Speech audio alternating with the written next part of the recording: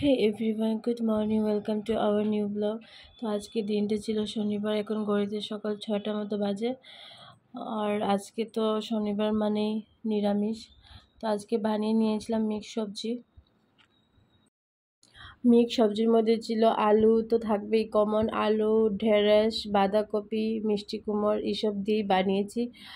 আর বেশি সবজি দেইনি, তো মিষ্টি কুমড়োটা একটু বেশি দিয়েছি। আর বাঁধাকপি পুরোটা দিয়ে দিয়েছিলাম, অনেক বড় বড় ছিল। তো এইসব দিয়ে কি মিক্স সবজি কেউ খেতেই চায় না। তো আজকে কি বানাবো, আর কিছু বানানোর মতো নেই, তো মিক্স সবজি বানিয়ে নিয়েছিলাম। তারপর এখানে সাইডে দেখতে পাচ্ছ আমও কেটে রেখে দিয়েছি। আমটা এনেছিলাম 2 দিন আগে, কিন্তু আমি তো ভেবেছি কাটতেই পারবো না, কিন্তু দেখেছি না কাটতে পারছি, একটা নরম ছিল। তারপরে এখানে আমি একটু সর্ষে তেল দিয়ে দিয়েছিলাম। কড়াইটা গরম হওয়ার পর সর্ষে তেল দেওয়ার পর একটু দারচিনি, এলাচি এইসব একটু দিয়ে দিয়েছিলাম পুরনে। তো এখন শুধু এইসব দিয়েই পুরনটা দেব। পরে সবজিটা যখন হয়ে যাবে তখন আবার একটা পুরনটা দেব। তো এখন দেখতে পাচ্ছ তেলটা প্রায় গরম হয়ে গেছে, তো এখন দিয়ে দেব মিক্স সবজিগুলো। এখানে আম দেখতে পাচ্ছ পুরো একটু একটু লাল হয়ে গেছে, কারণ এনেছিলাম 2 দিন আগে, আর ফ্রিজ এত গরম, ফ্রিজে রেখেছে তাও লাগছে যে একটু একটু লাল হয়ে গেছে। আর একটা আম তো পেকে গেছিলো একটু একটু, তাও দিয়ে দিয়েছি।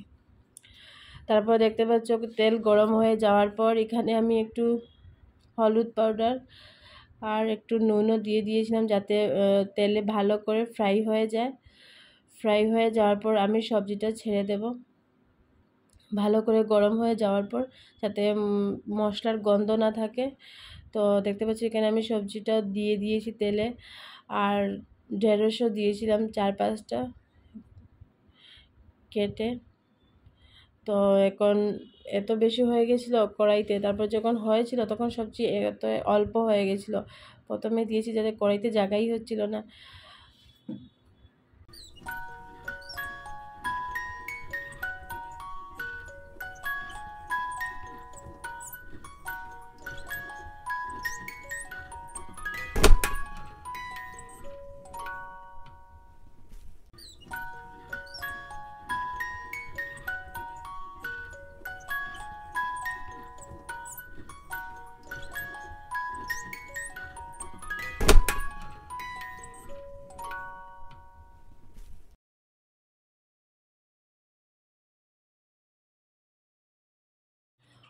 অনেক কষ্ট করে একটু উল্টে পাল্টা করে দিয়ে তারপর সবজিটাকে ভালো করে ডেকে দিয়ে দিয়েছিলাম, ভালো করে যাতে সিদ্ধ হয়ে যায়। আমি এখানে কোনো রকমের জল ইউজ করিনি।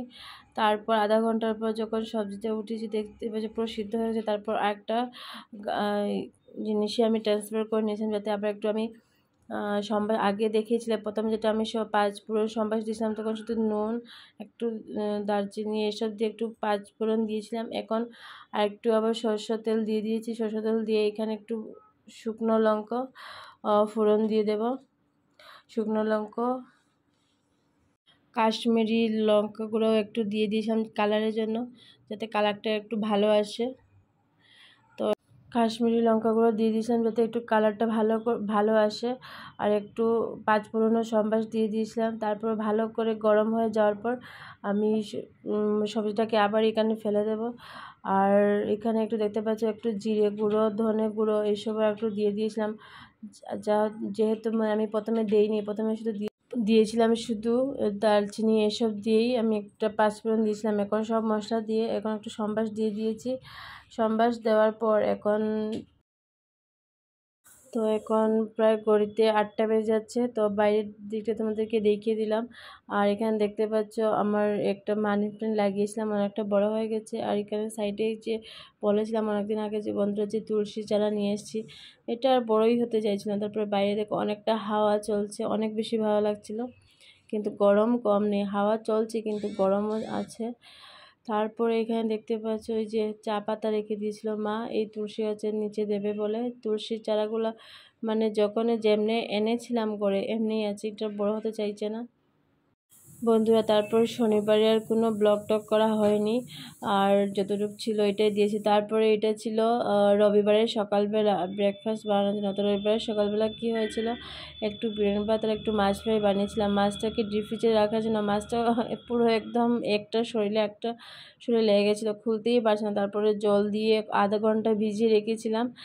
তারপর এখানে একটু বিরিয়ানি চাউল বানিয়ে নিয়েছিলাম, মানে বিরিয়ানি চাউলটা ভালো করে ধুয়ে নিয়েছিলাম, কারণ বিরিয়ানি চাউলের মধ্যে কেমন একটা গুঁড়ো গুঁড়ো গুঁড়ো গুঁড়ো টাইপের ছিল। তো না হলে 10 থেকে 12 বার আমি এই চাউলটা ধুয়েছি। আর বন্ধু, তোমরা যদি আমার চ্যানেলে নতুন হয়ে থাকো, প্লিজ আমার চ্যানেলটা একটু সাবস্ক্রাইব করে দিও, আর প্লিজ ভিডিওটা পুরোপুরি দেখো, আর একটু ভালো লাগে একটা লাইক কমেন্ট শেয়ার করে দিও।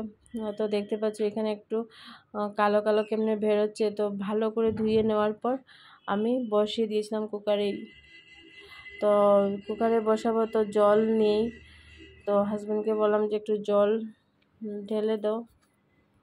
এই গুজরাটের সবাই মানে মটকার জলটা এত পরিমাণে ইউজ করে। এই মটকাতে জলটাকে কি জলটা ঠান্ডাও থাকে, এটা হচ্ছে মাটির আর মটকা। তো হাজব্যান্ডকে ডাকতে আমি চলে গেছিলাম রুমে। তো হাজব্যান্ডকে ডাকলাম বলে একটু জল ঢেলে দাও। আমার পক্ষে তো একা সম্ভব না এই গ্যালনটা উঠিয়ে তো উপরে ঢালা। তো ঢেলে দিয়েছে। তারপরে দেখতে পাচ্ছ এখানে আমি বিরিয়ানি ভাতটা বললাম যে বসাবো, তারপরে জলও দিয়ে দিয়েছি। তারপরে এখানে বাবা বানিয়েছিল একটু ঘি, তো এখান থেকে একটু ঘি দিয়ে দিয়েছিলাম। কুকারেই বানাচ্ছি, এত গরমের মধ্যে আমার ভালো লাগছে না। তারপরে ঘি দেওয়ার পর একটু নুন দিয়ে দেব, তা একটু নুনও দিয়ে দিয়েছিলাম আমি। তোমরা চাইলে তো অ্যাভয়েডও করতে পারো, কারণ আমার নুন একটু ভাল লাগে। তো বিরিয়ানি ভাতের সঙ্গে নুন আর মাছ ফ্রাই হলে তো আর কি বলা যায়। তো রবিবারের ব্রেকফাস্টে এটাই ছিল, বিরিয়ানি ভাত আর মাছ ফ্রাই। তারপরে যে বন্ধুরা এটা ছিল ভাত। তো ভাতটা আমি রেখে দিয়েছিলাম, কালকে রাত্রে ভাত ছিল কুকারে, তো এটা আমি ফ্রিজে রেখে দিয়েছিলাম। যতই বড় ফ্রিজ কিনো না কেন, ফ্রিজে কোনো দিনই জায়গা থাকে না, মানে কেমনে কেমনে ফ্রিজটা যে ভরে যায় বুঝতে পারি না। আজকে এটা কালকে এটা আমি আগে ফ্রিজে জায়গাই নেই রাখার মতো। এই যে কালকে তো অলমোস্ট কেটেছিল মা। তারপর তরমুজে যাই না এটা খাওয়া হবে কি না, আর একটাই ডিম পড়ে আছে।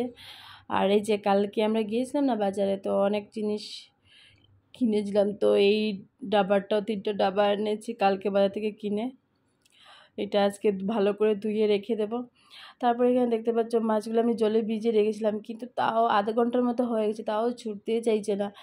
তারপরে জবরদস্তি করে আমি ছুটাচ্ছি, মানে ভেঙে যাচ্ছিলো জবরদস্তি ছুটাতে। তারপরে কি করব, উল্টাপাল্টা করে দেখতে পাচ্ছি মানে একটু যদি ছুটে যায় তো 2 পিসই ভাজা, মানে 2 পিস 4 পিস ফ্রাই করবো। শুধু ফ্রাইয়ের জন্য যদি একটু বেরিয়ে যায় ভালো হতো। মানে এত রাগ ওঠে না, যদি ডিপ ফ্রিজে রাখলে পুরো আধ ঘন্টা আগে যদি না, মানে 1 ঘন্টা আগে যদি না রাখো তো আর খুলতেই চায় না, এই জন্য আর ভালো লাগে না। তো এখানে দেখতে হচ্ছে কালকে আমরা বাজার থেকে এনে নিয়েছিলাম এই জলের বোতলটা। এত ভালো ছিল, এত ভারী ছিল, আর জলটা রাখলে ঠান্ডা থাকে। যতই রোদে তুমি ব্যাগেই বোতলটা নিয়ে বেরো না কেন, কিন্তু জলটা রাখলে অনেকটা ঠান্ডা লাগে। ভিতরের জল অনেক ঠান্ডা থাকে। তো কালকে আমি ধুয়ে কালকে রেখেছিলাম ফ্রিজে, কিন্তু ঠান্ডা হতে ভিতরের জল যে ঠান্ডা হতে অনেকটা টাইম লাগে। তো রেখেছিলাম জল, অনেকটা ঠান্ডা থাকে, 1 দিন পর্যন্ত ঠান্ডা থাকে। তারপর দেখতে পাচ্ছি ডিব্বা সব আমি ভালো করে ধুয়ে নিয়েছিলাম, ধুয়ে সব উল্টিয়ে রেখে দিয়েছি, আর যাতে জলটা ঝরে যায়। জলটা ঝরে যাওয়ার পর এই যে প্রচুর পরিমাণে বাতাস দিচ্ছে বাইরে, তো জানালা ভালো করে খুলে দিয়েছিলাম। তারপরে কাজ শেষ করার পর রুমে গিয়ে একটু এসি চালিয়ে দিয়েছি, মানে এত গরম লাগছে। আর বাইরে দেখো পুরো এখন সকাল 8টা মতো বাজে, এমনি লাগছে কত 10টা 11টা হয়ে গেছে। তারপর বড়ই আমার জন্য এই ইয়ারফোনটা অর্ডার করো। ইয়ারফোনটা সত্যি অনেক ভালো ছিল, আর একটা কি কোম্পানি তোমাদের নামটা দেখিয়ে দিয়েছি, এটা নতুন এসছে, অনেকটা ভালো। তারপর সন্ধ্যার সময় আমরা চলে গেছিলাম একটু অন্ধকার দিয়ে সবাই ঘুরতে। তো এখানে দেখতে পাচ্ছি একটা আইসক্রিম খেয়ে নিয়েছি। এই আইসক্রিমটা ছিল ফলের, মানে কলা, আপেল, যত ড্রাই ফ্রুট আছে সব ড্রাই ফ্রুট দিয়ে এই আইসক্রিমটা বানায়। তো এইসব একটা খেয়ে নিয়েছি। প্রথমে আমরা একবার খেয়েছিলাম, অনেকটা বানিয়েছি, এত টেস্ট। তো এটাতে আবার তোমরা যদি বলো তো আনারসের ফ্লেভার দিয়ে বানায়, আনারস, ড্রাই ফ্রুট, কলা, ডালিম এইসব দিয়ে বানায়। এই ড্রাই ফ্রুট একদম ভালো ছিল না। তারপর এখানে একটু কিউই জুস খেয়ে নিয়েছিলাম। তো অনেকটা সময় তারপর একটা লম্বা লাইন ছিল, তো একটাই নিয়েছি, তো সডা দিয়েছে। তারপর এসব খেয়েছি। আমি বাড়ি থেকে বেরিয়ে পড়েছিলাম, বেরিয়ে পরে হঠাৎ রাস্তার সাইডে কি গলার ধাবার মতো গলা নিয়ে বসেছে। তো এখানে কি ছাড়া যায়, তো এখানে নেমে পড়েছি। একটা গলা অর্ডার করে দিয়েছিলাম। অনেকটা হাওয়া ছিল, আর এই চেয়ারগুলো দেখতে এত বেশি ভালো লাগছে, মানে রিল্যাক্সিং, যে বসবে পরে রিল্যাক্স হয়ে যাবে। আর এখানে বসেছিলাম, আমার অনেক বেশি হাওয়া চলছে, অনেক বেশি ভালো লাগছিল। তা অর্ডার করার পরে 10 মিনিট পর আমাদের অর্ডার চলে এসেছিলো। তো দেখতে পাচ্ছ এখানে খাট্টা মিঠা ছিল গলাটা আমাদের। তারপরে দেখতে পাচ্ছ বাইরে কত পরিমাণে হাওয়া চলছে। তো ভিডিওটা যদি ভালো লাগে তা অবশ্যই একটা লাইক কমেন্ট করে দেবে। তো আজকের মতো এখানে